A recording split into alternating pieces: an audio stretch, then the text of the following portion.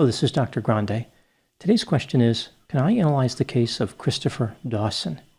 Just a reminder, I'm not diagnosing anybody in this video, only speculating about what could be happening in a situation like this. If you enjoy this video, please like it, subscribe to my channel, and consider supporting me on Patreon. I will put the link to Patreon in the description for this video. First, I'll look at the background of this case, move to the timeline of the crime, then offer my analysis. Christopher Michael Dawson was born in Sydney, Australia on July 26, 1948. He went by the name Chris. He had an identical twin brother named Paul and an older brother named Peter. In 1965, when he was in high school, he met a woman named Lynette Sims, who went by the name Lynn. Chris and Lynn were both 16 years old at this time. The couple married on March 26, 1970. In 1972, Chris and his twin brother, Paul, started playing professional rugby. In 1975, Chris and Lynn purchased a vacant lot in Bayview, which is a northern suburb of Sydney. They paid $31,000 for the land and $70,000 to build their dream house. Chris and Paul stopped playing rugby in 1976. At some point, Paul moved into the same neighborhood as Chris, just 2 doors down. In July 1977, Lynn had a daughter. Chris started working as a physical education teacher at a high school in 1979. That same year, in July, the couple had a second daughter. In 1980, Chris became friends with a student named Joanne Curtis. He modified her class schedule so that he would be her teacher. Chris frequently communicated with Joanne. He would leave little notes for her. He would sign the notes as God. He used an alias because Joanne was only 16 at this time, so a person with narcissistic traits used the alias of a being with limitless power. It was not a very good disguise. Joanne had a number of problems at home. She would confide in Chris. He became a source of advice. Later, she would babysit his daughters. The relationship between Chris and Lynn was not stable or peaceful. Lynn started working part-time at a child care center in 1981. She told one of her friends from work that Chris had been violent toward her. On one occasion, he pulled her hair and shoved her into mud near their pool, which caused her to gasp for air. In October 1981, Chris invited Joanne to move into the home that he shared with his wife and children. Lynn was not happy about this. Not long after the move, a neighbor looked over the fence and observed Chris and Lynn arguing. Chris had grabbed Lynn by the shoulders and was shaking her as Lynn was holding one of her daughters. Lynn would later explain to the neighbor that she had been frustrated because Joanne was living in the house. Chris had to have surgery on his nose. He was in the hospital for a short time. He told Lynn not to visit him. Lynn's mother, however, did visit Chris. She noticed that Joanne was sitting next to him in the hospital bed. In November 1981, Lynn confronted Joanne after discovering that Joanne was having sex with Chris. Apparently, the sexual activity was occurring when Lynn was sleeping or in the shower. Joanne moved out of the Dawson family home, but she did not move far away. She ended up living in Paul's house, again just 2 doors down. Chris rented an apartment in Manly, which is about 30 minutes south of Bayview. He did not officially move into it. Rather, he just used it as a place to spend time with Joanne. Chris spoke to his brother Peter, who was an attorney, and requested legal advice. Chris wanted to know how to protect himself during a divorce. Peter advised him that moving in with Joanne would lead to a financial penalty in divorce proceedings. Near the middle of December, Lynn told a friend of hers that she was unhappy. The friend noticed that Lynn had bruises on her arm and thigh. On December 23, 1981, Chris was supposed to pick up Lynn from work, but he never arrived. After taking a taxi to her house, she found a note from Chris essentially saying goodbye and that he hoped Lynn would not make him look bad to their daughters. Lynn didn't know it at the time, but this could have been the best Christmas present she ever received. Unfortunately, she did not accept it. Lynn was invited to spend Christmas with family members, but she declined. She stayed at her house in the hope that Chris would return. Chris had different plans. He and Joanne packed his vehicle and drove toward Queensland. They made it to the border of New South Wales and Queensland when Joanne changed her mind. Chris and Joanne spent Christmas Day with Paul and his wife. On December 26, Chris returned to his house in Bayview. Joanne stayed with her sister. On December 31, Chris spent the night with Joanne in his car, despite telling his wife that he was going to a New Year's Eve party on a yacht. On January 2, 1982, Joanne spent time camping with her sisters and friends. Chris begged her to call him every day during the trip, which she did. 2 days later, Lynn's coworkers noticed that she had more bruises. Lynn told them that she and her husband planned on receiving marriage counseling. The first marriage counseling session occurred 4 days later, on January 8.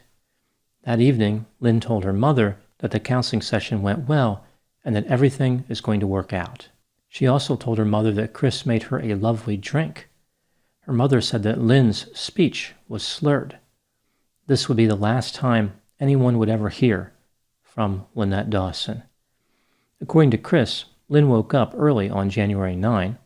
She was upset the night before but apologized for her behavior.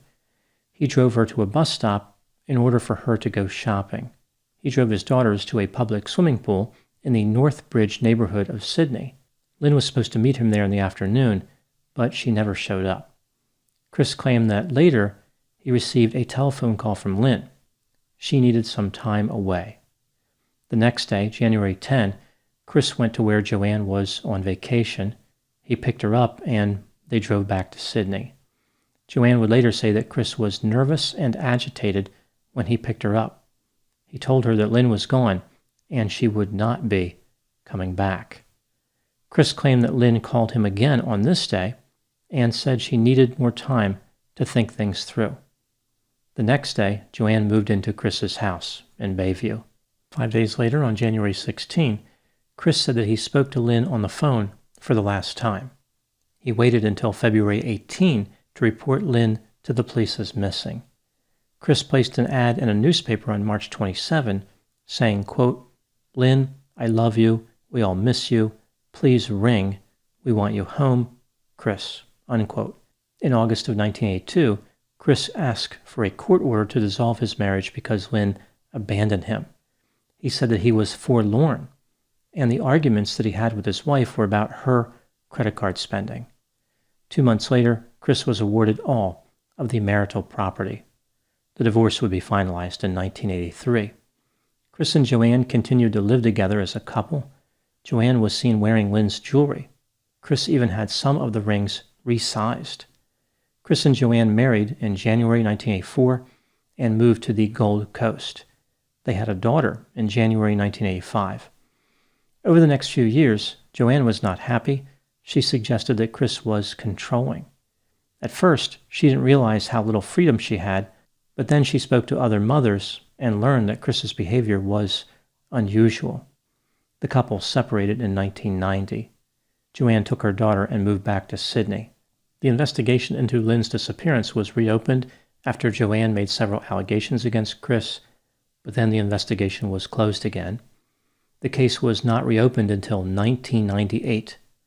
The police did some digging around the Bayview house. In January of 2000, they found a pink sweater which had been cut into pieces. Other than its location, nothing connected the sweater to Lynn. Coronial inquests were held in 2001 and 2003. Charges were recommended in this case, but none were filed. The case was once again closed. In 2015, the police started investigating the case again. A podcast about Lynn's disappearance was released in May of 2018. It was exceedingly popular and drew a lot of attention to the case. Christopher Dawson was arrested on December 5, 2018, and charged with murder. On August 30, 2022, he was found guilty of murder. This was over 40 years after Lynette Dawson disappeared. Now moving to my analysis. Was Christopher Dawson actually guilty of murder? He has maintained his innocence for over 40 years. Let's take a look at the factors both for and against the idea that Chris was guilty, starting with the inculpatory evidence. Lynette Dawson disappeared sometime around January 8, 1982. It's hard to imagine her disappearance was voluntary. None of her belongings were missing. She still had hopes of reconciling with Chris, and it's unlikely she would have left her children. Chris claimed that Lynn called him 3 times after she disappeared, but this is difficult to believe. Each time he supposedly received a call, no one was around to hear it. And why didn't Lynn call anyone else? It's very difficult for a person to run away and remain unidentified for their entire lives.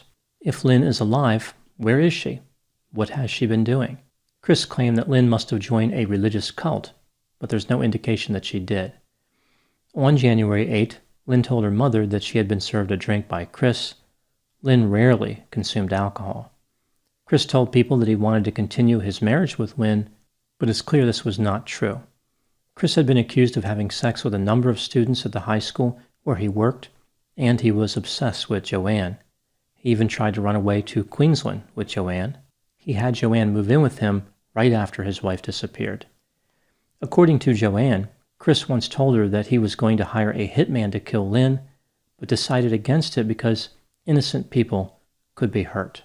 Chris was demanding, controlling, and manipulative with both Lynn and Joanne. He may have been physically abusive. One neighbor saw Chris shaking Lynn by the shoulders, people saw bruises on Lynn, and a babysitter said that Chris hit Lynn with a tea towel, which is another term for dish towel. To be fair, the last incident isn't the most convincing, although everyone can agree that tea towel violence needs to end. The problem is that if society bans tea towels, cheesecloth violence will rise up to take its place. Now moving to the exculpatory factors. Lynette's body has never been found. No one can be certain that she is dead.